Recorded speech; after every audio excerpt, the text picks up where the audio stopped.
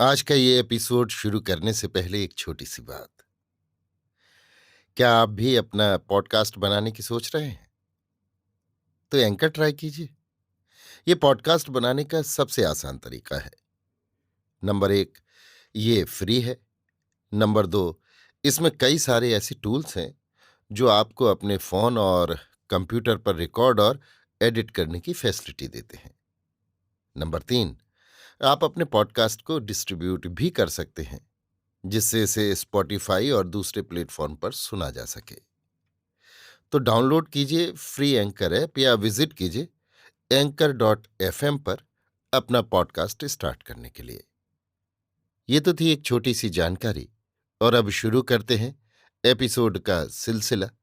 तो आज के एपिसोड में लीजिए सुनिए ना पार्थ सारथी के लिखे उपन्यास ये गली बिकाऊ नहीं का भाग 18 है, मेरी यानी समीर गोस्वामी की आवाज में। इप्पो में पहले दिन के नाटक की टिकट बिक्री काफी अच्छी रही।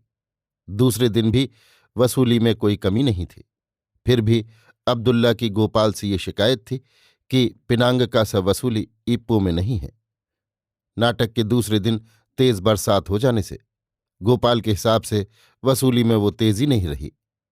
इप्पो में रहते हुए दोनों दिन दोपहर के वक्त उन्होंने दर्शनीय स्थलों को देख लिया। नाटक मंडली का अगला पड़ाव कुआलालंपुर था। बीच में एक दिन आराम के लिए रह गया था।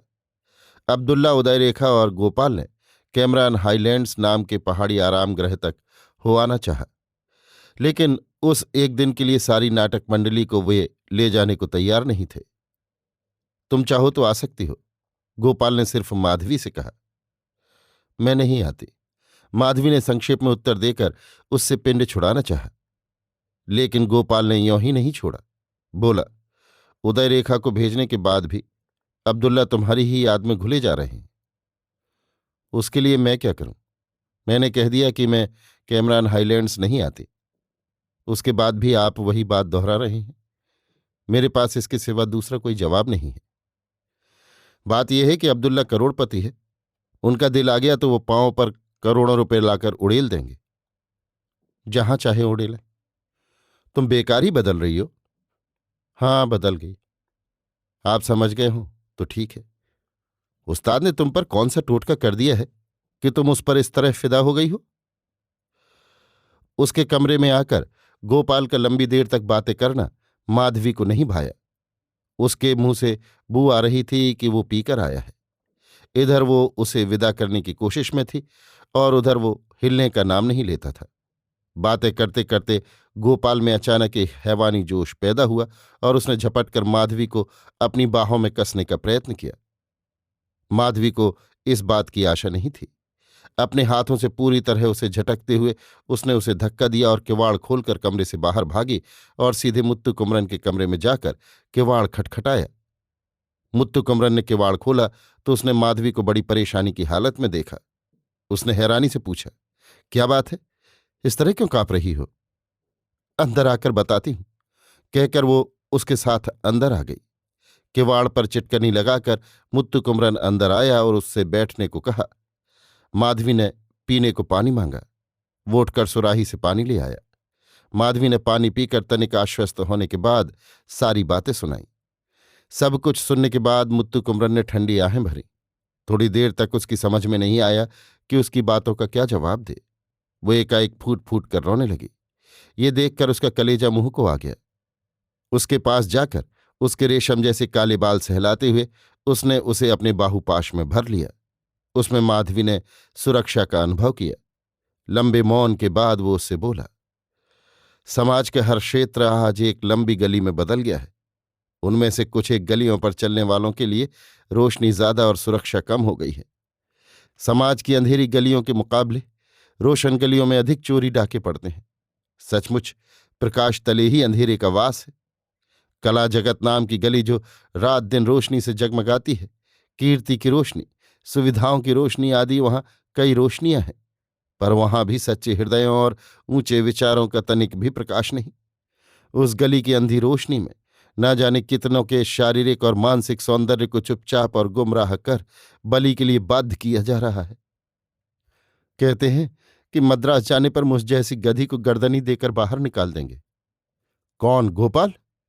हाँ, मैंने प्लेन में ईपू आने से इनकार कर दिया था ना, उसके लिए ही चीख रहे थे। कला एक लड़की के पेट और सुख सुविधे का जितना ख्याल करती है, उतना उसके तन मन की पवित्रता का ख्याल नहीं करती। ये कैसी विडंबना है। वो इसका कोई उत्तर नहीं दे सकी। उसे देखने की भी हिम्मत उसमें नहीं रही। मुंह नीचा कर जमीन देखने लगी। उदय रेखा के साथ अब्दुल्ला और गोपाल कैमरान हाईलैंड्स चले गए। ये तय हुआ था कि उनके वहां से लौटने के बाद सब इप्पो से कुआलालंपुर चलेंगे।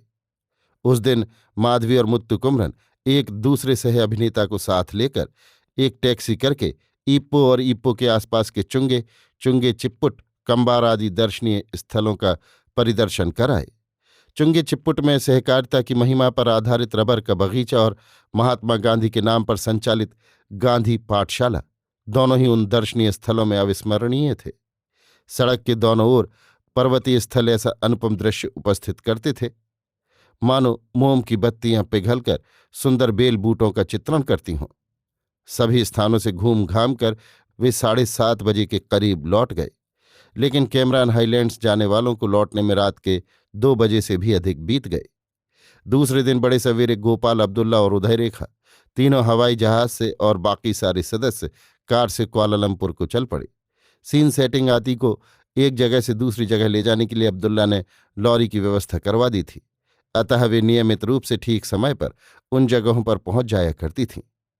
माधवी के विचार से अब्दुल्ला उदय रेखा को इसीलिए हवाई जहाज पर ले जा रहा था ताकि उसके बहकावे में आकर माधवी भी उसके रास्ते आ जाएगी। उसे बेचारे अब्दुल्ला पर तरस आ रहा था। उसने मुत्तु कुमरन से कहा, किसी कोने में अब तक पड़ी उदय रेखा के भाग्य में मलेशिया आने पर कैसा भोग लिखा है, देखिए। क्यों, उसके भाग्य पर तुम्हें ईर्ष्या हो रही है क्या? छी, कैसी बातें करते हैं आप। मैंने इस संयोग की बात कही तो इसका ये मतलब नहीं कि मुझे उस पर ईर्ष्या हो रही है। उसी के आने से तो मैं बच पाई, इसका मुझे उसका आभार मानना चाहिए। नहीं तो? माधवी ने कोई उत्तर नहीं दिया। मुत्तु कुमरन ने भी महसूस किया कि उसके प्रति ऐसी कड़ी बातें मुंह में नहीं लाना चाहिए। जब कभी वो उसके साथ इस तरह पेश आता तो वो चुप्पी साध लेती थी। उसे उस पर बड़ा तरस हो आया। निहत्थे और निर्बल विपक्षी पर हथियार चलाकर अपना शौर्य दिखाने जैसा लगा। कुआलालंपुर में उसे और माधवी को अप्रत्याशित रूप से एक सुयोग हाथ लगा। अब्दुल्ला, उदय रेखा और गोपाल के लिए मैरिलिन होटल नाम के शानदार होटल में ठहरने की व्यवस्था की गई। बाकी लोगों के लिए एक दूसरी जगह पर स्ट्रेट्स होटल नाम का साधारण सा होटल चुना गया। व्यवस्था करने के पहले गोपाल ने माधवी से कहा, तुम्हें कोई आपत्ति ना हो तो हमारे साथ मैरिलिन होटल में ठहर सकती हो, लेकिन उस्ताद के लिए वहां कोई बंदोबस्त नहीं हो सकता। कोई जरूरत नहीं, मैं यहां नहीं ठहरूंगी, वहीं ठहरूंगी जहां वे ठहरे। माधवी ने दो टूक जवाब दे दिया। ऊंचे ऊंचे मकान और स्थान स्थान पर लगे चीनी, मलेशियन और अंग्रेजी अक्षरों में चमाचम चमकते नियान साइन और उनकी रोशनी से जगमगाते बोर्ड पग पग पर ये बता रहे थे कि वे बिल्कुल एक नए देश में आए हैं। सड़कें साफ सुथरी और रौनक भरी थीं। वहां किस्म किस्म की छोटी बड़ी नई नई कारों की भरमार सी थी। मद्रास में उनका नमूना भी शायद ही देखने को मिले। चीनी कौन है और कौन मलाई, शुरू शुरू में उनका फर्क करना भी बड़ा मुश्किल लगा। जिस दिन वे वहां पहुंचे थे उसके दूसरे दिन वहां के तमिल दैनिक में गोपाल से एक साक्षात्कार छपा था। उसमें एक प्रश्न ये पूछा गया था, आप यहां जो नाटक खेलने वाले हैं, प्रेम एक नर्तकी का, उसके बारे में अपने मलायावासी तमिल भाइयों को बताएंगे कि उसका बीजांकुर कैसे पड़ा? मलायावासी तमिल भाइयों को ध्यान में रखकर ही इस नाटक की पूरी योजना मैंने स्वयं बनाई थी। इसकी सफलता को मैं अपनी सफलता मानूंगा। उस सवाल का गोपाल ने यों जवाब दिया था। उसे पढ़कर माधवी और मुत्तु कुमरन को बड़ा गुस्सा आया। माधवी ने अपने मन की यों रखी, औपचारिकता निर्वाह के लिए ही सही, नाटककार के रूप में उसने आपका नाम तक नहीं लिया। ऐसा उत्तर देते हुए वो कितना मदान्ध है। तुम्हारा कहना गलत है माधवी, उसमें मदवत कुछ नहीं, वो स्वभाव से ही बड़ा कायर है। बस ऊपरी तौर पर बड़ा धीर वीर होने का नाटक करता है। मेरे ख्याल से ये भेंट दूसरे ढंग से हुई होगी। पत्रकारों को अब्दुल्ला ने ही मैरिलिन बुलाया होगा। भेंट में वे भी साथ रहे हैं। इसका सबूत चाहिए तो ये चित्र देखो। एक ओर गोपाल, बीच में उदय रेखा और दूसरी ओर अब्दुल्ला खड़े हैं। अब्दुल्ला के डर से उसने मेरा या तुम्हारा नाम नहीं लिया होगा। अगर लिया भी होगा तो अब्दुल्ला ने मना कर दिया होगा। हो सकता है कि आपका कथन ठीक हो, पर यह सरासर अन्याय है। नाटक लिखने और इसे निर्देशित करने का पूरा भार तो केवल आपका रहा है। आपको भूलना बड़ा पाप है। वो उन्हें यों ही नहीं छोड़ेगा। दुनिया में पाप पुण्य देखने वाले आज कौन हैं? विरक्त स्वर में मुत्तु कुमरन ने कहा। वे जिस स्टेट्स होटल में ठहरे थे वहां चीनी और कॉन्टिनेंटल भोजन की ही व्यवस्था थी। इसलिए सुबह के जलपान और दोपहर के भोजन के लिए अबांग स्ट्रीट के एक हिंदुस्तानी होटल वाले के यहाँ प्रबंध किया गया था। कॉफी, कोल्ड ड्रिंक्स और आइसक्रीम आदि का इंतजाम उन्होंने अपने ही होटल में करवा लिया था। जिस दिन वे यहाँ ठहरने आए थे उस दिन रात को वे कहीं बाहर नहीं गए। दूसरे दिन सवेरे वे महामारियप्पन के मंदिर और दसगिरी हो आए। दसगिरी में संयोग से रुद्रपति रेड्डियार नाम के एक व्यापारी मिले जो कई साल पहले मदुरै में डबल रोटी का व्यापार करते थे। दोनों ने एक दूसरे को देखते ही पहचान लिया। उन्होंने कहा कि यहाँ पेट्टालिंग जया में मैंने एक डबल रोटी की दुकान खोल रखी है और हर दूसरे वर्ष 6 महीनों के लिए स्वदेश हो आता हूँ। नए देश में अप्रत्याशित रूप से एक परिचित व्यक्ति से मिलकर मुत्तु कुमरन बहुत खुश हुआ। उसने माधवी का उनसे परिचय कराया और मद्रास में आकर गोपाल की नाटक मंडली में सम्मिलित होने की बात भी बताई। सिनेमा के लिए भी कुछ लिखना शुरू कर दो, फिल्मों से ही मुट्ठी गर्म होती है। सबकी तरह रेड्डियार के मुंह से भी वही बात सुनकर मुत्तु कुमरन को हंसी आई। उसने कहा, सिनेमा भी दूर कहाँ है, उसे भी मुट्ठी में करके छोड़ेंगे। अच्छा, कल दोपहर को तुम दोनों हमारे घर में भोजन करने आ जाओ। पेट्टालिंग जया, ये पता याद रखो। हाँ, तुमने ये नहीं बताया कि तुम दोनों कहाँ ठहरे हुए हो। स्ट्रेट्स होटल में। नाश्ता और भोजन अबांग स्ट्रीट से आ जाते हैं। हमारे ही घर में आकर ठहर जाओ ना, उन्होंने आग्रह किया। ये संभव नहीं होगा क्योंकि हम नाटक मंडली के दूसरे लोगों के साथ ठहरे हुए हैं। उन्हें छोड़कर आना ठीक नहीं। वे भी हमें नहीं छोड़ेंगे। अच्छा, स्टेट्स होटल को मैं कल दोपहर को गाड़ी भेज दूंगा, कहकर रुद्रप रेड्डियार विदा हुए। उनके जाने के बाद उनके बारे में मुत्तु कुमरन ने माधवी को बताया कि उससे उनका परिचय कब हुआ और कैसे हुआ तथा उनमें क्या क्या खूबियां हैं। दसगिरी से जब वे होटल को लौट आए तब गोपाल भी अप्रत्याशित रूप से वहां आया था। कहो उस्ताद, इस होटल की सुख सुविधाएं कैसी हैं? किसी चीज की जरूरत हो तो बताओ। मैं तो किसी दूसरी जगह ठहर गया हूं, इसलिए अपनी तकलीफों को छिपाए न रखो। गोपाल यों बोल रहा था मानो किसी ट्रेड यूनियन के लीडर से कारखाने का कोई मालिक शिकायतें पूछता हो। सच्चे प्रेम से कोसों दूर और औपचारिक ढंग से पूछी जाने वाली इन बातों को मुत्तु कुमरन ने जरा भी महत्व नहीं दिया और चुप्पी साधे रहा। उसके जाने के बाद माधवी ने मुत्तु कुमरन से कहा, देख लिया ना पूछताछ करने का तौर तरीका। बातें दिल से नहीं होठों से फूट रही थी। छोड़ो उसकी बातों को। उसे शायद ये डर लग गया होगा कि हम उसके बारे में कैसी बातें कर रहे हैं। उसी डर से वो एक बार हमें देख जाने के लिए आया होगा। उदय रेखा तो इस तरफ एकदम आई ही नहीं, अब्दुल्ला के साथ ही चिपक कर रह गई। कैसे आती? अब्दुल्ला छोड़े तब ना। सुनकर माधवी हंस पड़ी। मुत्तु कुमरन ने अपनी बात जारी रखी। अब्दुल्ला उसे छोड़ेगा नहीं, और वो भी कौन सा मुंह लेकर हमें देखने आएगी। शर्म नहीं लगती होगी उसे? इसमें शर्म की क्या बात है? गोपाल के पास आने से पहले वो हैदराबाद में जैसी थी वैसी ही अब भी है। नाहक दूसरों को दोष न दो। बेचारी पर दोष मढ़ना ठीक नहीं। मेरे ख्याल से पहले पहल कोई लफंगा लुच्चा ही उसे इस लाइन में खींच कर लाया होगा। पेट की भूख भला बुरा नहीं पहचानती। सच पूछो माधवी, तो मुझे ऐसे लोगों से हमदर्दी ही होती है। उसने उदय रेखा के बारे में बोलना वहीं से बंद कर दिया। और थोड़ी देर तक उसकी बातें करती रहती तो उसे डर था कि अंततः वो बात उसी पर केंद्रित हो जाएगी। मुत्तु कुमरन ने अपनी बातों के दौरान इस बात पर जोर दिया था कि मेरे ख्याल से पहले पहल कोई लफंगा लुच्चा ही उसे इस लाइन में खींच लाया होगा। माधवी ने कभी मुत्तु कुमरन से बातें करते हुए कहा था कि मुझे इस लाइन में लाने वाले गोपाल ही हैं। इस पर तुरंत मुत्तु कुमरन ने उस पर जहर उगलते हुए कुरेदा था कि लाइन माने क्या होता है। इस बात के साथ ही उसे पिछली बात की याद हो आई। ठीक उसी तरह आज मुत्तु कुमरन ने लाइन शब्द का इस्तेमाल किया था। उसने यों ही उस शब्द का इस्तेमाल किया था या किसी गूढ़ार्थ से उसका इस्तेमाल किया था, ये समझ न पाने से वो दिल ही दिल में कुढ़ गई। इस हालत में जब उदय रेखा के चरित्र को लेकर बात बढ़ी तो उसे डर लगने लगा कि सौमनस्य और शांति से युक्त वातावरण में कहीं खलल न पड़े। कुआलालंपुर में नाटक के प्रथम दर्शन में अच्छी खासी वसूली हुई। अब्दुल्ला बता रहे थे कि हर दिन के नाटक के लिए हैवी बुकिंग है। दूसरे दिन दोपहर को रुद्रपति रेड्डियार की कार स्ट्रेट्स होटल में आई और मुत्तु कुमरन और माधवी को दावत के लिए ले गई।